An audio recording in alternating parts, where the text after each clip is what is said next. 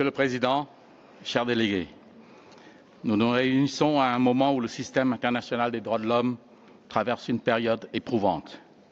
Les conflits armés, la fragmentation géopolitique et la montée des démarches unilatérales affaiblissent les mécanismes de protection des populations. Dans de nombreuses régions du monde, les civils continuent de payer le prix fort pour les rivalités politiques et militaires. Les droits humains ne peuvent prospérer durablement sans paix. Le développement ne peut progresser sans sécurité. Dans les relations entre États, la protection des droits de l'homme et de la dignité repose sur un respect scrupuleux de la souveraineté, de l'intégrité territoriale et du droit international. Le Cambodge s'exprime avec l'autorité de son expérience. Sorti des décennies de conflits, notre pays a rétabli la paix grâce à la réconciliation nationale et à la politique gagnant-gagnant initiée par Samdech Techo Hun Sen.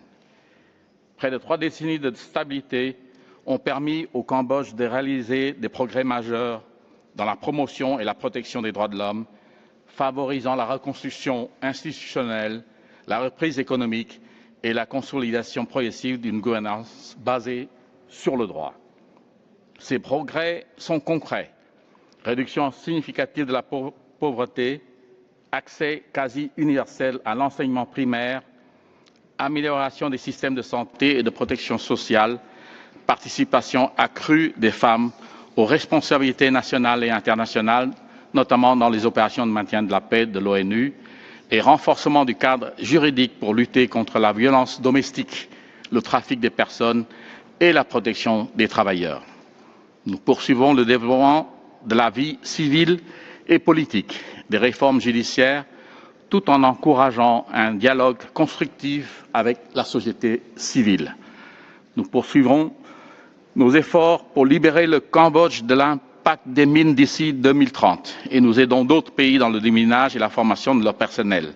Nous intensifions également notre action contre les crimes transnationaux, en particulier les arnaques en ligne et le trafic des êtres humains. Les arnaques en ligne sont un problème mondial qui sape les droits humains au-delà des frontières. Depuis la création d'une force nationale dirigée par notre Premier ministre, les autorités ont réprimé de nombreux réseaux, sauvé des milliers de victimes et arrêté nombre de criminels. Nous finalisons une loi spéciale sur la lutte contre les arnaques en ligne, soulignant notre ferme engagement à éradiquer ce crime. Pour relever un tel défi, le Cambodge s'est engagé dans des efforts collectifs avec les parties concernées au niveau national, bilatéral et multilatéral. Ce combat nécessite de la coopération et non pas des actions policières ou militaires étrangères et unilatérales qui ne servent que pour masquer des actes d'agression et d'occupation. Chers délégués, alors que nous consolidons nos progrès internes, depuis la mi-2025, les opérations militaires thaïlandaises se sont étendues à plusieurs zones frontalières, entraînant de graves conséquences pour notre population civile, des conséquences qui relèvent directement de la responsabilité de ce Conseil. Le second cessez-le-feu atteint à la fin de l'année dernière tient toujours, mais reste fragile. Depuis, des positions militaires ont été établies au-delà des lignes revendiquées, entraînant des empiètements sur des territoires bien à l'intérieur du Cambodge. Dans plusieurs villages frontaliers occupés, des civils ont été expulsés de force de leur domicile, des maisons détruites, des infrastructures militaires érigées et l'accès interdit par des fils barbelés et des conteneurs, entravant le retour sûr et digne des civils, contrairement aux arrangements convenus entre les deux pays. Au plus fort des hostilités, près de 650 000 personnes furent déplacées. Actuellement, plus de 80 000 personnes restent incapables de retourner chez elles.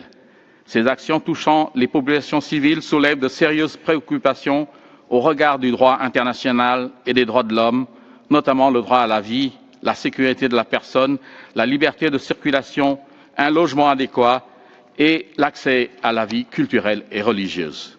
Tout au long de cette période, le Cambodge a fait preuve de la plus grande retenue et de haute responsabilité, fournissant une aide humanitaire, assurant la continuité des services essentiels aux personnes déplacées et restant fermement engagés en faveur d'un cessez-le-feu efficace et durable et d'un dialogue pacifique pour le retour à la normalisation. La protection des droits humains est indissociable de la paix. Dans cet esprit, le Cambodge appelle au respect total et à la mise en œuvre fidèle des accords existants, au retrait des forces militaires thaïlandaises du territoire cambodgien, dont la présence reste le principal obstacle au retour sûr et digne des civils chez eux, et au règlement pacifique des différends, conformément au principe de non-usage de la force, du droit international et du droit international humanitaire. Ce n'est qu'à travers une telle adhésion que nos deux peuples peuvent coexister dans la paix, la stabilité et le respect mutuel. Je vous remercie. Muchas gracias.